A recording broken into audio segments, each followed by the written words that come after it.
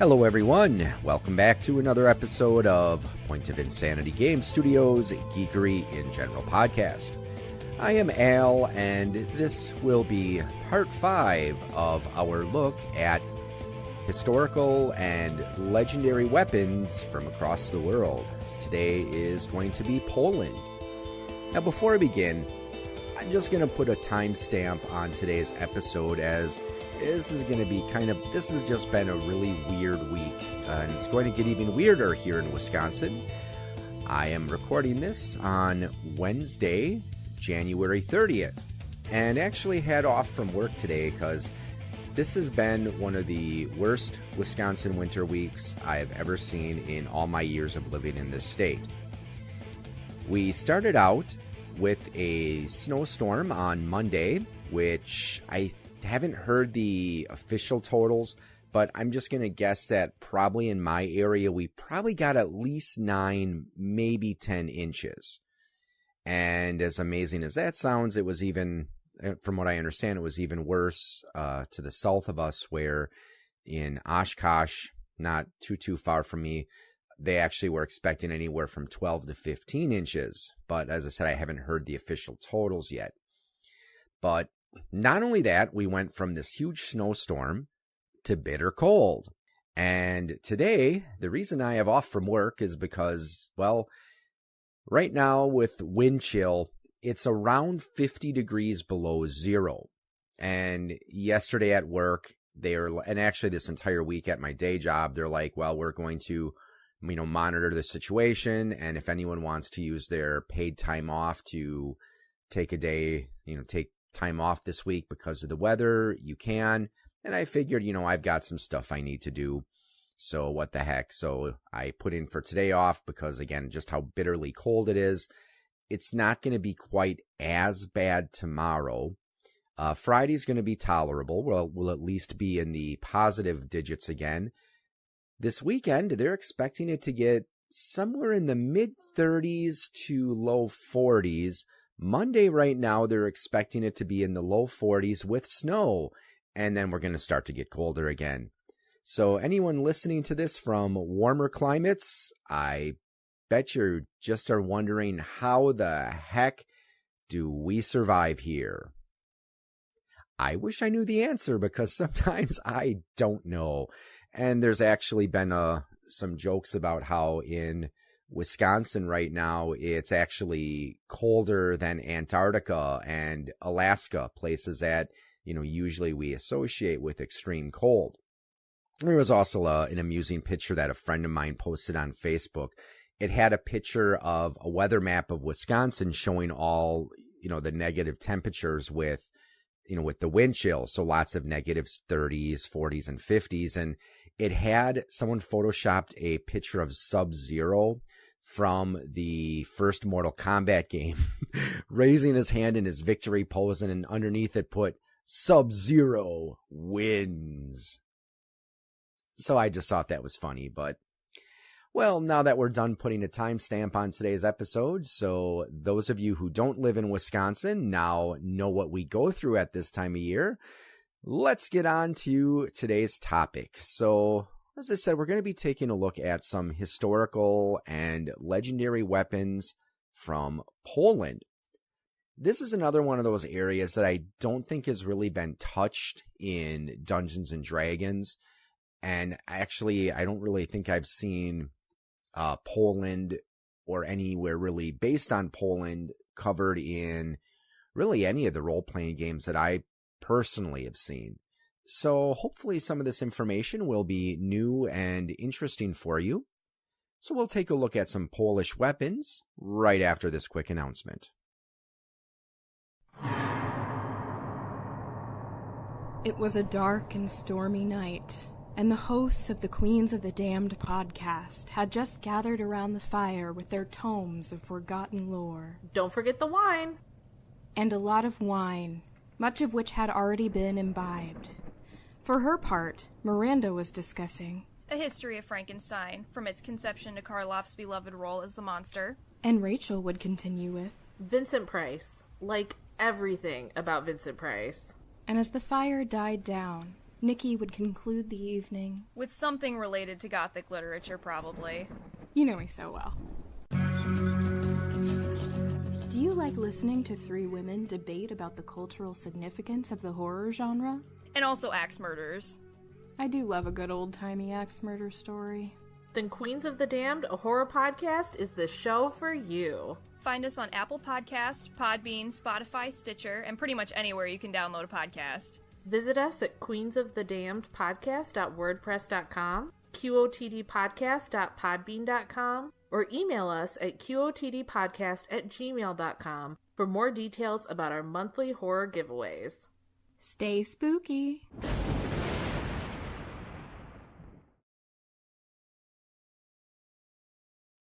And we're back. Like with many of my episodes where I touch on historical topics, the mispronunciation disclaimer will be in effect today. I really don't know how to pronounce most of the names that I'm going to be discussing today. So, like I said, if anyone out there actually speaks Polish or actually knows how to correctly pronounce these words, I do apologize. The first weapon I'm going to be talking about is the Sword of St. Peter. Now, this weapon actually doesn't have its origins in Poland. The reason that I'm touching on it in this episode is because this sword does supposedly exist, and currently it is on display in Poznan in central Poland. This sword is believed to be the weapon that St. Peter used to cut off the ear of a man who was trying to arrest Jesus. British folklore states that the weapon was brought to England by St. Joseph of Arimathea. It eventually made its way to Glastonbury Abbey and was later given to St. George. And this is, of course, the St. George from the famous story of St. George and the Dragon. Now, I have seen pictures of the reported weapon, and from what I understand from historical analysis of it, the weapon does actually seem to be from that particular time period. At least the metal dates to that time period, and the sword does seem to be in the style of a type of weapon that would have been used in that particular region at that time. As far as game stats, I would probably give it the game mechanics of a cutlass, as it does look like it's a short, wide-bladed weapon. Now, unfortunately, we don't really have much to go by other than using St. Peter using it to cut off a man's ear.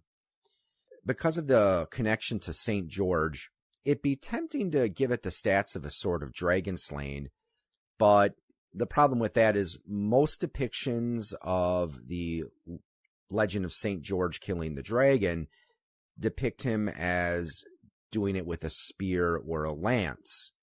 He only used a sword to kill the dragon after it was subdued. Now, it's difficult to really determine what powers or abilities we would see with this particular weapon. Honestly, I wouldn't really make it that powerful, because all we really have to go by, according to folklore, is it cut off a person's ear, and it was used to kill a subdued dragon. So I would probably only give it about a +1, nothing really too major, though I would say an additional power wouldn't be too bad. Maybe additional damage when you inflict a critical hit. That's about all I could really think to do with it. I don't think I'd quite put it at the level of a sword of sharpness, and I definitely would not put it at the same level as a Vorpal sword.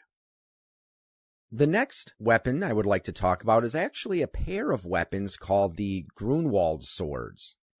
These are two plain, undecorated longswords.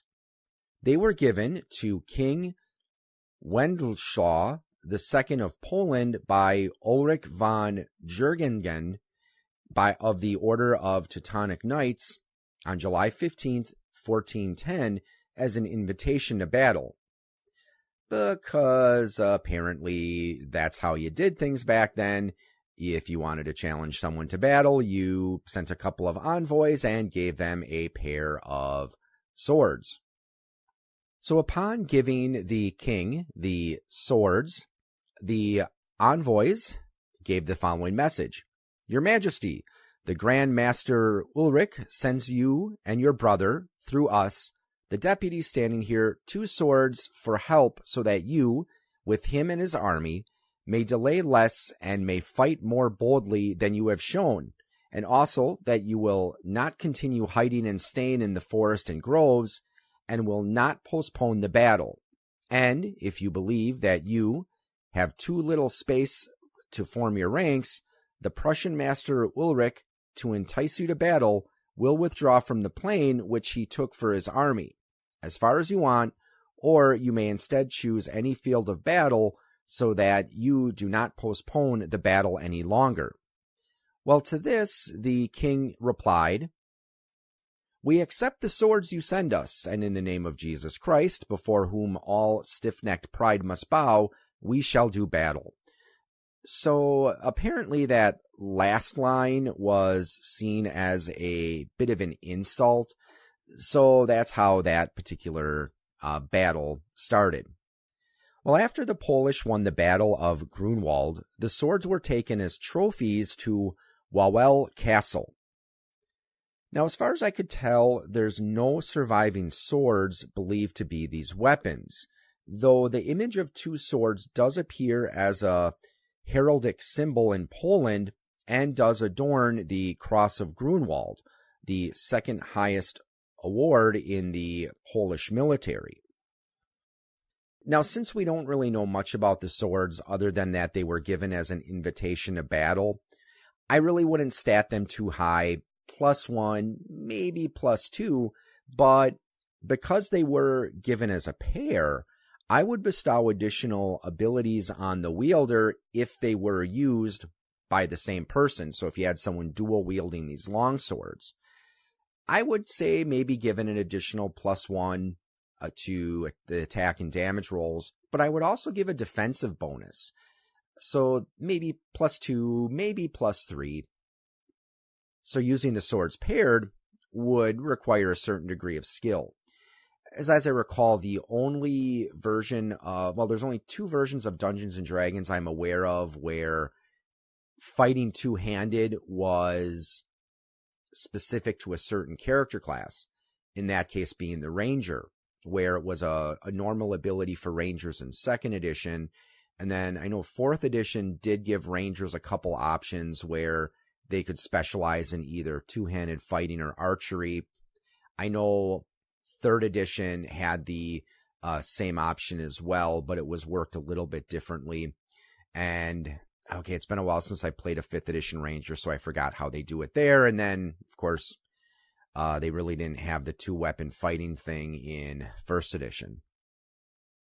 The next weapon is the Sword of John Sobieski III. Now, this weapon would be a blessed sword, like the Sword of the State from Scotland that I talked about in the last episode.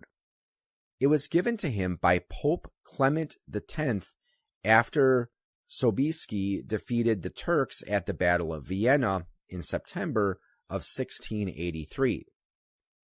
This was an important battle and was a tipping point in the wars between the Ottomans and the Holy Roman Empire. Now, at this time, there was some unrest between the Protestants and Catholics. The Turkish ruler, Kara Mufasa Pasha, saw this as an opportunity, as he dreamed of ruling over Europe like an emperor. So he started his armies on a march towards the Holy Roman Empire, and eventually he did get his armies to the city of Vienna and had managed to put the town under siege and had blockaded the part of the city that was on the river.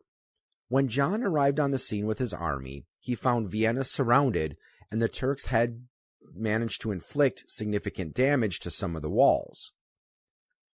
On September 12th, his forces attacked, and they had the advantage of higher ground when they were making their charge.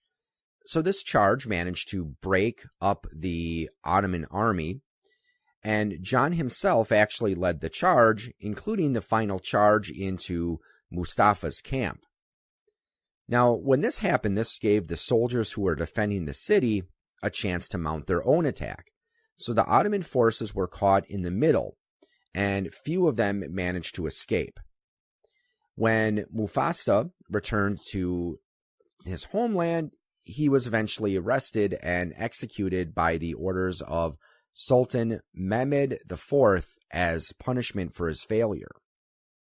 So as far as how to stat out his sword, it would be a +5 holy two-handed holy avenger.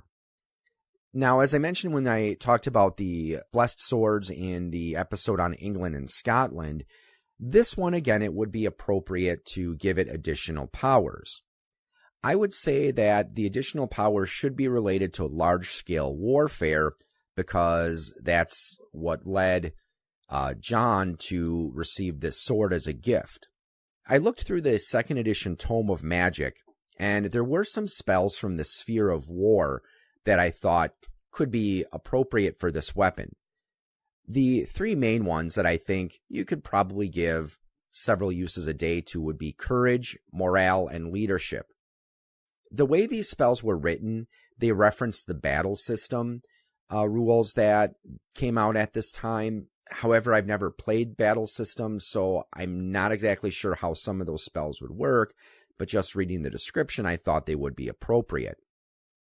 Now, I think that it would also be appropriate to give some higher level spells from the Sphere of War to this sword, usable maybe once a day or once a week, and these are relevant to the Battle of Vienna. 3 spells that I think would be appropriate would be Caltrops, Tanglefoot, and Gravity Variation. Now, of course, these wouldn't have been used during the actual battle itself, but the reason I think it would be appropriate to include these spells is because of the tactics used at that particular battle. Again, this is one of the largest cavalry charges in history, and as I mentioned before, John's army had the advantage of higher ground, so that's where the Gravity Variation spell could come in useful because that allows you to shift the gravity where if you were charging downhill, it would make your charge more effective, or if you had to, say, charge uphill, you could alter the gravity so it wasn't going to hinder you as much. And then the spells Caltrops and Tanglefoot are both intended to hinder the movement of armies. So that's why I think those would be appropriate. Again, just looking at the historical context of the Battle of Vienna. Also, another interesting note about John Sobieski is there's actually a constellation that at one time was named in honor of him. It was called Scutum Sobiescium, which translates to the Shield of Sobieski. It is a small, dim constellation located between the constellations of Acela the Eagle, Sagittarius the Archer, and Ophiuchus the Serpent Bearer. It was named in 1684 by the Polish astronomer Johannes Hevelius. However, in modern astronomy, the reference to Sobieski has been dropped, and today it is simply known as scutum, which is Latin for shield, and is a large type of rectangular shield that was used by the ancient Roman armies. It's also noteworthy because, at least as far as I know, this is the only constellation named after a historical person who, first, wasn't an astronomer, and second, who was alive at the time the constellation was named. The next sword I'm going to talk about is one that does physically exist. And that is, and I apologize, I am not going to pronounce this correctly, Zezeberek. And this is the coronation sword of the kings of Poland. Now, like many of the other weapons I've discussed, there is a good deal of lore behind the blade, which falls strictly in the realms of legend. The sword was said to have been given to Boleslaw the Brave by an angel. Possibly this was done as a way to give the weapon a supernatural origin, and make it similar to Excalibur in terms of importance. Now, the original sword is not believed to have survived, but there is a replica that was made and was used as a coronation sword for the Polish monarchy. The new version of the sword is heavily decorated with various inscriptions and Christian symbols. Now, this particular sword was made strictly for ceremonial purposes as opposed to being a functional weapon. So again, if you do decide to introduce this weapon into your campaign, you definitely want to assume that it's going to be an actual practical sword as opposed to just ceremonial. Before it was used as a coronation sword, it was seen as a sword of justice, and these types of weapons do exist in other cultures. They're said to represent the king's role as a giver of justice. In some places, the sword of justice also served the role as being an executioner's sword. Executioner swords often had a rounded point and a broad blade. They were often decorated with scenes of torture or death, but one German example has an inscription that reads something to the effect of, "When I lift up this sword, I wish the sinner eternal life." Now, during Polish coronations, the archbishop would hand the sword to the kneeling king and ask him to use the sword to rule justly, defend the church, fight evil, protect widows and orphans, and to rebuild what is damaged, maintain what is rebuilt, avenge what is unjust, and reinforce what is well managed. During the ceremony, the onlookers would pay attention to how well the king handled the sword, because it was believed that how well he handled the weapon or how comfortable he appeared while holding it was an omen of how that particular king's reign would go. So I thought that was interesting, and who knows, maybe that might be a little something you can work into a campaign if your characters have to witness the coronation of a king. The sword was taken by Prussian troops in 1794. It would change hands several times until coming into possession of the Russian Emperor Alexander III, though in 1913 the sword owned by the emperor was declared a replica. The sword was eventually returned to Poland in 1928, though it was smuggled out in 1939 when the Germans invaded. The sword was eventually taken to Britain and then eventually moved to Canada for safekeeping. It wouldn't return to Poland until 1959. So there is some debate as to whether the sword currently in possession in Poland is the real one or if it's just a replica, because it is quite possible that the original was lost, destroyed, or is in a private collection somewhere. Now, the sword itself, as I said, is covered with inscriptions and various insignia and decorations. The crossguard has an inscription that reads, "Whoever will carry these names of God with him, no danger will harm him." So I would stat this as a long sword, Holy Avenger, but I would give it additional protective properties, such as an enhanced circle of protection from evil, or at least granting saving throw bonuses to the person using the sword. Well, to end the show today, I'd like to talk about some possessions that were owned by a character named Janosik. Now, the way his name is spelled, and the way I always heard it pronounced growing up, was Janosik, because it is a last name, and I remember I went to school with a guy whose last name was spelled the same way, but it was always pronounced Janosik. But from what I understand, the correct pronunciation is Janosik, and I'll tell why in just a moment. Now, this hero is based on a real Polish highwayman known as Juris Janosik.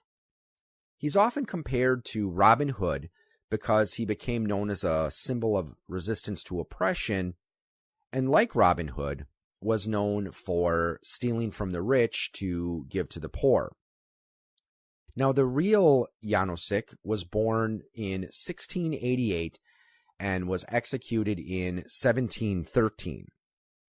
Now, naturally, there is a bit of folklore surrounding him. It isn't always in agreement with historical fact, though at least some of Janosik's traits from legend do appear to have some basis in reality. What we do know about him is that he was born sometime in January in 1688 in what is now known as Slovakia. He spent some of his younger years as a soldier and then later as a prison guard. After helping a prisoner escape, they formed a gang of highwaymen, and he later became the leader of the gang at age of 23.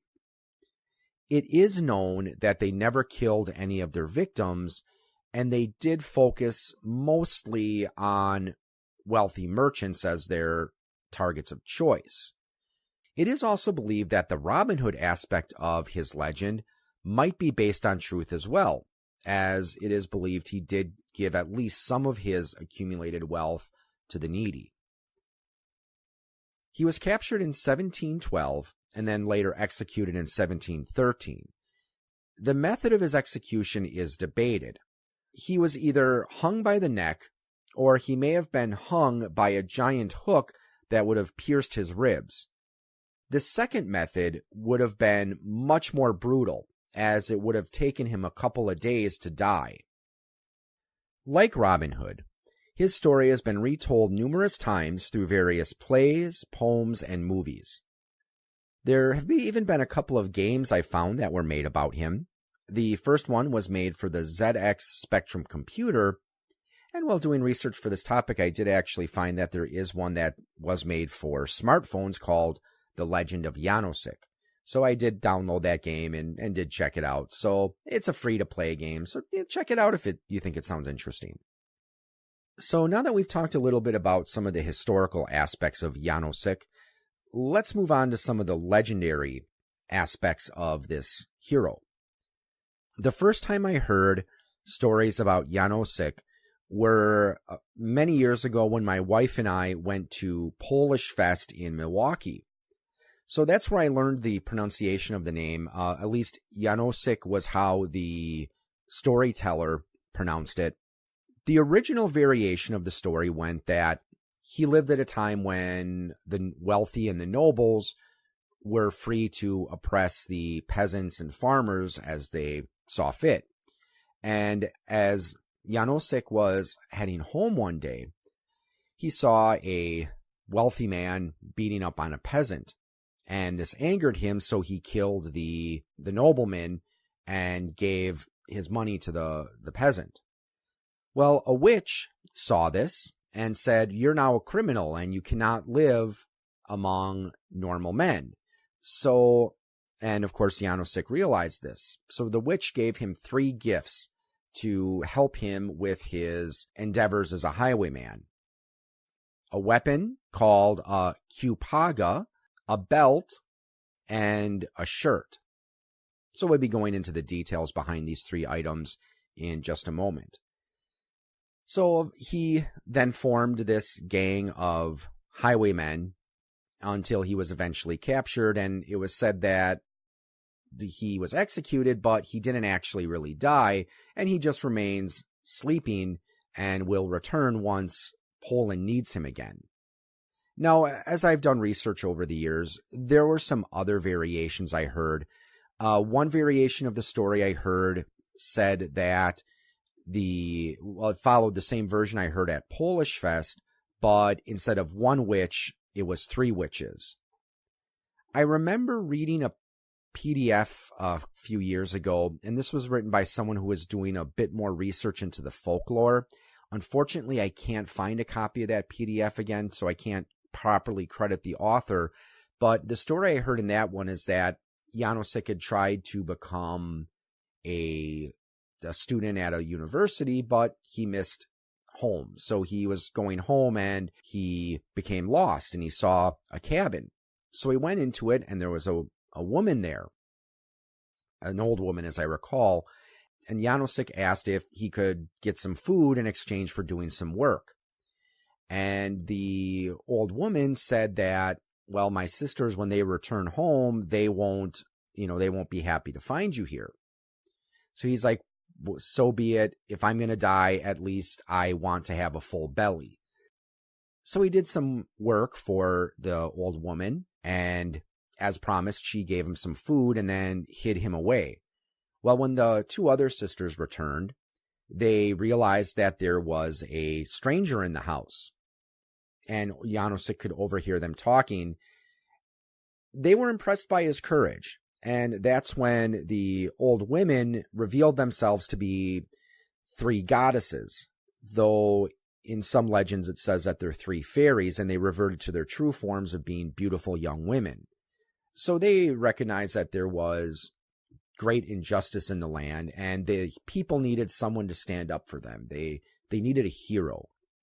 So they gave him his 3 signature magic items, and then he, of course, would go on and form his robber gang.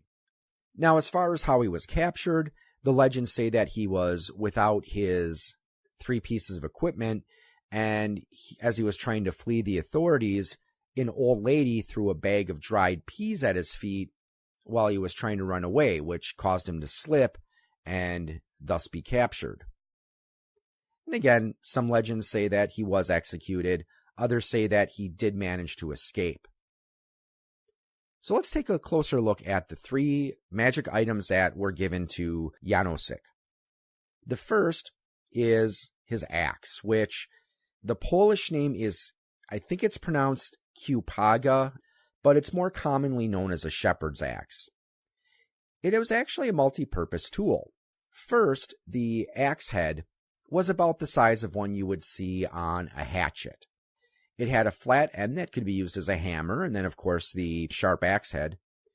The top was shaped so it could fit comfortably in the hand and be used as a walking stick. Now, you can't really cut down a thick tree with it, but it could still be used to cut down smaller trees and branches. The other end of the stick often had a sharp point on it, so this would be used to help get a good stable footing as you were trying to climb up the mountains. Also, some of these axes are made with rings that are attached to the back of the axe. Not really sure what the purpose is. I thought I read somewhere that it may have been used to put a rope through there so you could throw it and use it as a makeshift grappling hook.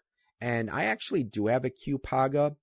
Mine is more strictly the decorative kind, though, and mine does have some very intricate wood carvings on it, and it does have those brass rings, but like I said, I'm not really sure what they were used for.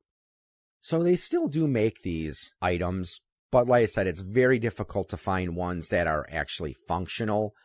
Most of the ones that are sold today are for use as walking sticks, though they are sometimes used as props in various folk dances. Now, I've heard a variety of different powers that were attributed to this weapon. One power is that it could allow him to climb any surface. Now, I also recall there was one story where he used it to restrain a person. After he had received these weapons, he was trying to find people to join him in his gang. And he did encounter 3 highwaymen, and he challenged them, and he used his Kiełpaga to hold one of them down to the ground. And it wouldn't actually let him get up until Janosik allowed it. There's another story that said it would allow him to jump great distances, up to 3 miles. I seem to recall there was something about where he could throw it and it would return to his hand. And in that mobile game I was mentioning earlier, they actually do have that as an upgrade you can get where you use magic to throw it and then have it return to your hand. So, like I said, I wasn't able to find any reference to that legend again, so I'm not sure if I'm misremembering something or maybe if it was part of some variation of the legend. So as far as how we would stat this out, I would make it a +3 weapon and have it that it could do damage as either a hand axe or a warhammer, depending on which side of the head you're striking with.